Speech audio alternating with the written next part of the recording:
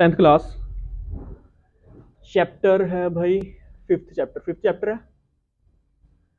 नवे मैथ में भी, न्यू मैथ में पक्का। चलो ठीक है। तो इसका नाम है एपी, अरिथमेटिक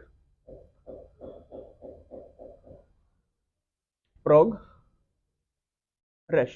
अच्छा जी, एपी क्या होती है पहले ये समझेंगे, ठीक है। बड़ा इजी चैप्टर है, हो जाएगा, कवर हो जाएगा, नंबर पक्के। ठीक, तो पहले एपी समझेंगे हम होती क्या है। मान लो एक सीक्वेंस बना रहा हूं, एक तरह की सीक्वेंस होती है, एक सीक्वेंस बना रहा हूं मैं 8, फिर मैं लिख रहा हूं 10, फिर मैं लिख रहा हूं 12।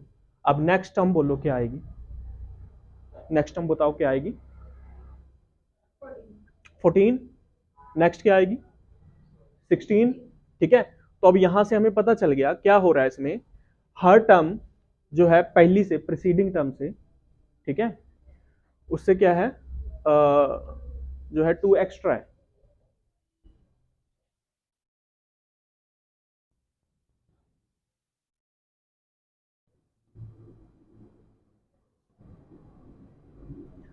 ठीक है, तो पहले वाली टर्म से 2 एक्स्ट्रा है, यानी अगर मैं अपर टर्म कोई भी ले लो, अगर इसको मानना अपर टर्म तो ये लोअर टर्म होगी, अगर इसको मानना अपर टर्म तो ये लोअर टर्म होगी। ठीक है, तो किसी भी अपर टर्म में से जब मैं लोअर टर्म माइनस करता हूं, मेरे पास एक डिफरेंस आ रहा है 2। ठीक है, इसी तरह मैं चेक करता हूं इन दोनों में, 12 में से मैं 10 माइनस करता हूं तो क्या आ रहा है मेरे पास, 2। तो जो ये 2 आ रहा है, हर एक में जो है हर टर्म 2 एक्स्ट्रा है पहली टर्म से। ठीक है, तो मैं इसको बोल सकता हूं कॉमन डिफरेंस डी। ठीक है, तो कॉमन डिफरेंस डी कितना आ गया, 2 आ गया।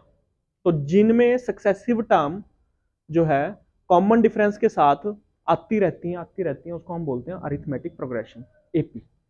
ठीक है, तो पहली टर्म को हम बोलते हैं ए भी बोल सकते हैं या T1 बोल सकते हैं। ठीक है, इसके लिए T1 यानी ए क्या है, 8। ज्यादातर हम क्या यूज करेंगे, ए यूज करेंगे। ठीक, और ये रहेगा हमारा कॉमन डिफरेंस। तो जिसमें सब टर्म में कॉमन डिफरेंस आ रहा है, कॉमन आ रहा है यही। ठीक है, चाहे 5 आ रहा हो, चाहे 2 आ रहा हो, चाहे 10 आ रहा हो, या 12 आ रहा हो, 15 आ रहा हो, कुछ भी आ रहा हो, कॉमन आ रहा है सभी टर्म्स में, तो उस सीरीज को हम क्या बोलेंगे, एपी बोलेंगे, अरिथमेटिक प्रोग्रेशन। ठीक है, बात समझ में आ गई। अब क्वेश्चन कैसे बनते हैं इसके ऊपर, क्वेश्चन में जो सबसे पहले फर्स्ट एक्सरसाइज में हमारे पास आएंगे वो आएंगे ए एन फाइंड करने का फॉर्मूला। ठीक है, ए एन का मतलब क्या है मैं समझाता हूं। मान लो ये कितनी टर्म होगी, first, second, third, fourth, fifth, 5 term होगी। ठीक है, अब मैं कहता हूं इसकी 20वीं टर्म पता करो, इसकी 20वीं टर्म, यानी उसको मैं A20 बोल सकता हूं या T20 बोल सकता हूं। 20वीं टर्म पता करो। अब क्या होगा, 20वीं टर्म पता करने के लिए तुम जोड़ते रहोगे, चलो 20 तक भी जोड़ दोगे। अगर मैं बोल दूं इसकी भी 100th टर्म पता करो, 100th टर्म क्या रहेगी इस एपी की, तो क्या रहेगा, काफी मुश्किल हो जाएगा। उसके लिए क्या है, एक फॉर्मूला है, फॉर्मूला है ए एन का। एन क्या है, जोन सी टर्म हमें पता करनी है, उसका फॉर्मूला रहता है A plus N minus 1 into D. ठीक है, अब हमें ए भी पता है, डी भी पता है, एन भी पता है। मान लो 100th टर्म पता करनी थी इसकी, या 20th टर्म पता करनी थी, तो ए प्लस 20 माइनस 1 इंटू डी। ठीक है, तो 20वीं टर्म क्या हो जाएगी इसकी, A20। तो ए की वैल्यू क्या है हमारे पास, 8 प्लस 20 माइनस 1 19, डी की वैल्यू क्या है, 2। ठीक है, तो हमारे पास आंसर आ जाएगा, 20वीं टर्म आ जाएगी 8 प्लस 38।